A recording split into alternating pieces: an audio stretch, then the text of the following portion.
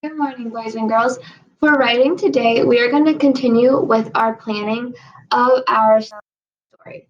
Yesterday, we looked through those different questions and we worked through just getting our ideas on paper. Now, today, we're going to kind of focus in on the setting. So, when we were creating our story, you were trying to think about where your snow globe might be, what's going to be around you, what are you going to feel, see, experience. That was one of the questions you answered yesterday.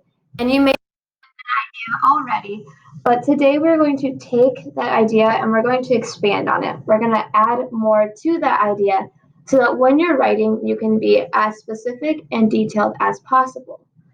In the past, we have done show, don't tell. We've done that with characters and their emotions and a little bit with our setting as well. But this time, we're going to really focus in on using show, don't tell to create that setting for our reader. Sometimes when we're writing, one of the biggest mistakes we make is that we just assume that our reader can read our mind, that they just automatically know what we mean. But when they're reading, if you just say that you are in a forest, they might picture something completely different than what you see.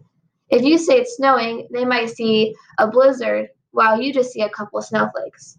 So, we are going to talk about how we can think out and map out what we want our setting to look like using the aspects of show, don't tell. So, when we use show, don't tell, we want to think of our five senses. So you're going to think about what are the things you see, feel, hear, smell, touch. You want to think about that because you're creating the scene as if you're in the story and you want your reader to feel that same way. So here on my whiteboard, I have created that document that you're going to also fill out on Google. So you can see where I have my setting, see, smell, feel, and hear. These are things that we're going to think about and plan out ideas so that when you're writing, you know what types of things to include in your writing to describe that setting. Instead of just saying that you are in a forest or you're on a beach or you're in a mansion, how can you describe that so that reader feels like they're in that same place with you? So on here, you hopefully have already thought about that setting. When you enter that snow globe, where are you going? Snow globes can be for anywhere. It could be a city, it could be the North Pole, it could be a tropical location. People buy snow globes for all sorts of places.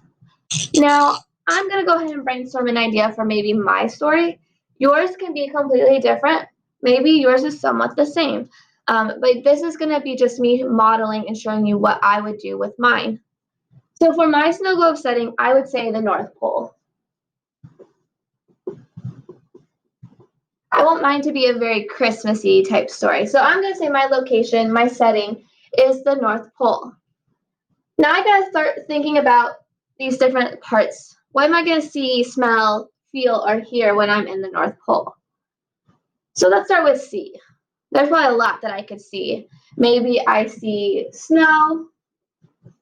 Maybe in my story I include elves or Santa.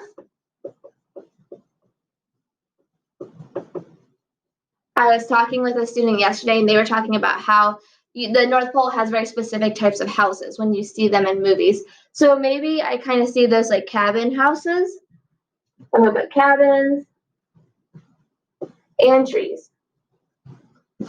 So these are just some more things I can see. So when I'm saying I'm at the North Pole, I don't just say, oh, I was at the North Pole. I can say there's snow all over the ground, and I can see the elves playing down in their village below. I'm giving you a good visual and describing what I see. Now let's go to smells. Now, if I think of the North Pole, what might I smell? Maybe you smell cookies, because we always think of Santa there, or candy canes. These are just some ideas of some things you'll smell. Remember, this is your story, so you can be as creative as you want.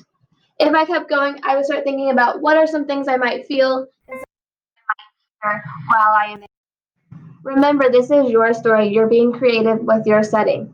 Figure out where is your story happening, and then build on those five senses to help show and not tell your reader where your story takes place. Go ahead and complete this activity on slide 4 of that tracked Google Slides document, and we'll keep working on the story tomorrow.